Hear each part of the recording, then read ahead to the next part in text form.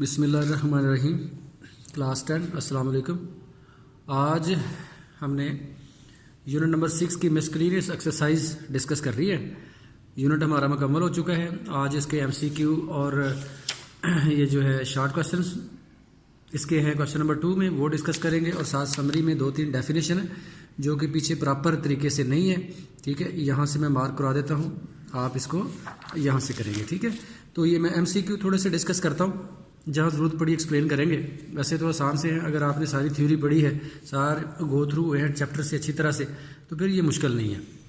पहला एमसीक्यू है, लिखा है a grouped frequency table also called, यानी कि ग्रुप डाटा हो, उसका फ्रिक्वेंसी जो टेबल होता है क्या कहलाता है। नंबर 1 है डाटा, नंबर 2 है फ्रिक्वेंसी डिस्ट्रीब्यूशन, नंबर सी है फ्रिक्वेंसी पॉलीगॉन। ठीक है, इनमें से जो बेस्ट ऑप्शन है वो बी है, फ्रिक्वेंसी डिस्ट्रीब्यूशन भी कहते हैं। ग्रुप फ्रिक्वेंसी टेबल का दूसरा नाम फ्रिक्वेंसी डिस्ट्रीब्यूशन होता है। ठीक है, इसका बी ऑप्शन है।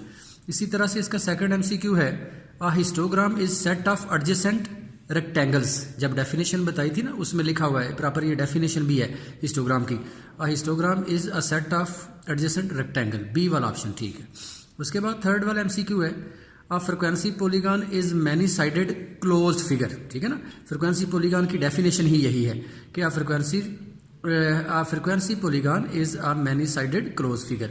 उसके बाद नंबर 5 है, a cumulative frequency table is also called. A option है फ्रिक्वेंसी डिस्ट्रीब्यूशन, नहीं। बी ऑप्शन है डाटा, नहीं। सी ऑप्शन है less than cumulative frequency distribution.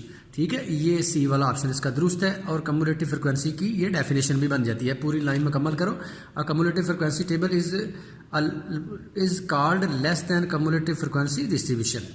उसके बाद नंबर 5 है, एमसीक्यू है, in a cumulative frequency polygon के अंदर फ्रिक्वेंसीज आर प्लॉटेड अगेंस्ट, किसके अगेंस्ट प्लॉट की जाती है। ए है मिड पॉइंट्स के, ठीक है, बी है अपर क्लास बाउंड्रीज के, और सी है क्लास लिमिट के। इसका है अपर क्लास बाउंड्रीज के। वो जो cumulative frequency polygon frequencies are plotted against, यानी कि वो जो आप बनाते हैं फ्रिक्वेंसी के पॉलीगॉन बनाते हैं, cumulative frequency polygon frequencies are plot, frequency जो प्लॉट की जाती है वो अपर क्लास बाउंड्री के लिहाज से की जाती है। ठीक है, इसका बी ऑप्शन है। उसके बाद 6 वाला है, arithmetic mean is a measure that determine a value of the variable under study by dividing the sum of all the value of the variable by their numbers। ठीक है, ए वाला ऑप्शन ठीक है। नंबर्स, ये फार्मूला भी है, आपको पता है x bar is equal to sigma x over n होता है, यानी कि सम को डिवाइडेड बाय एन करते हैं। एन क्या है, नंबर ऑफ एलिमेंट्स, या जो डाटा में जो तादाद है डाटा की, उसको एन कहते हैं, नंबर्स की तादाद को, इसलिए नंबर आएगा। ठीक है, ए वाला ऑप्शन ठीक है। उसके बाद 7 है, a deviation is defined as the difference of any value of the variable from a constant। ठीक है, हमेशा कांस्टेंट होता है, ये एज ए नोट हमने पीछे पढ़ा था। उसके बाद ये ए वाला ऑप्शन ठीक है ना, नंबर 7 का ए वाला ऑप्शन ठीक है। उसके बाद जी ये आ जाता है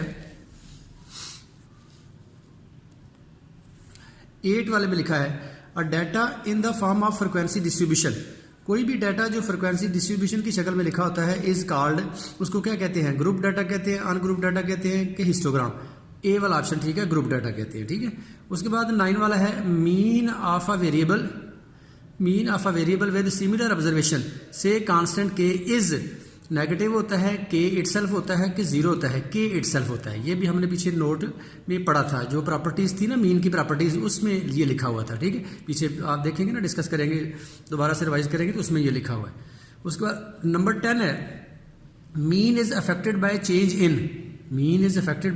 इन वैल्यू रेशो रीजन। ये भी उन प्रॉपर्टीज में ही लिखा हुआ है। मीन की प्रॉपर्टीज ना एक पेज पे लिखी हुई है 3-4, उसमें ये लिखा हुआ है कि mean is affected by change in origin, C वाला ऑप्शन ठीक है। नंबर जो है 11 है, mean is affected by change in place scale के रेट स्केल। ये दोनों चीजें उधर प्रॉपर्टीज 3 हैं कि के इटसेल्फ के बराबर होता है, उसके बाद रीजन अफेक्टेड बाय रीजन है, और उसके बाद अफेक्टेड बाय स्केल भी है। ठीक है, ये भी उस प्रॉपर्टीज में लिखा हुआ है, mean is affected by change in scale, यानी कि इन 3 ऑप्शन में जो बेस्ट ऑप्शन है वो बी है। उसके बाद नंबर 7 जो है, sum of the deviations sum of the deviation of the variable X from its mean is always zero होता है, ठीक है। यानी कि सम ऑफ द डेविएशन को जब ऑफ द वेरिएबल एक्स को उसके मीन से अगर आप करें, सम करें, तो वो ऑलवेज जीरो आता है, ठीक है। ए वाला ऑप्शन ठीक है इसका। इसी तरह हम अगर नंबर करें 13, नंबर 13 वाला एमसीक्यू, उसमें लिखा हुआ है the nth positive root of product of x1 x2 x3 up to xn observation is called mode mean के ज्योमेट्रिक मीन। ये हमने ज्योमेट्रिक मीन की डेफिनेशन में पढ़ा था, ठीक है। nth रूट ये उसकी डेफिनेशन है और हमने इसका बेसिक फार्मूला भी इससे बनाया था, ठीक है। तो इसका सी वाला ऑप्शन ठीक है। इसी तरह 14 है the value obtained by reciprocating the mean of the reciprocal of x1 x2 x3 up to xn observation is called geometric mean, median के हार्मोनिक मीन, ठीक है। ये हार्मोनिक मीन की डेफिनेशन में ये डेफिनेशन है बेसिकली हार्मोनिक मीन की। The most frequent occurring observation in the data set is mod है, मीडियन है कि हार्मोनिक मीन है, मॉड है। यानी कि ये मॉड की डेफिनेशन भी है कि मॉड क्या होता है, मोस्ट फ्रीक्वेंट ऑब्जर्वेशन होती है किसी भी डाटा के अंदर, उसको मॉड कहते हैं, ठीक है। ए वाला ऑप्शन ठीक है। उसके बाद 16 है the major which determine the middle most observation in the data set is, यानी कि आप मिडल मोस्ट ऑब्जर्वेशन को मालूम करने का जो मेथड है वो क्या कहलाता है, मीडियन, मॉड के मीन, मीडियन। ये मीडियन की डेफिनेशन में है लिखा हुआ है कि median is the middle most observation, ठीक, median is the middle most observation. तो ठीक है, इसका फिर आंसर करेक्ट कौन सा आंसर है, ए वाला। उसके बाद जी 17 है the observation that divide a data set into 4 equal part is called deciles है, क्वार्टाइल्स है कि परसेंटाइल्स है। ये क्वार्टाइल है, ठीक है। क्वार्टाइल की डेफिनेशन में हमने पढ़ा था कि एक किसी भी ऑब्जर्वेशन को 4 इक्वल पार्ट में जो डिवाइड करता है मेथड, वो क्वार्टाइल होता है। उसके बाद 18 है द स्प्रेड और scatterness of observation in the data set is called average dispersion की सेंट्रल टेंडेंसी भी एवरेज ही होती है, ये एवरेज नहीं है। हम ये डेफिनेशन हमने डिस्पर्शन की डेफिनेशन में पढ़ा था कि स्प्रेड और scatterness of observation of the data set वो डिस्पर्शन होती है, ठीक है। तो इसका बी वाला ऑप्शन ठीक है। उसके बाद जनाब आप देखें तो 19 वाला है the measure that are use to determine the degree और extent of the variation in the data set are called measure of dispersion. Measure of dispersion की ये डेफिनेशन है बेसिकली, ए वाला ऑप्शन ठीक है। उसके बाद 20th है the extent of variation between two extreme observations. extent of variation between two extreme observation of the data set is measured by average range के quartiles range है, ठीक है। हमने ये बेसिकली रेंज की डेफिनेशन भी है। 21 है 21 the mean of the square deviation excise, mean of the square deviation observation from their arithmetic mean is called variance, standard deviation के रेंज वेरिएंस है, ठीक है।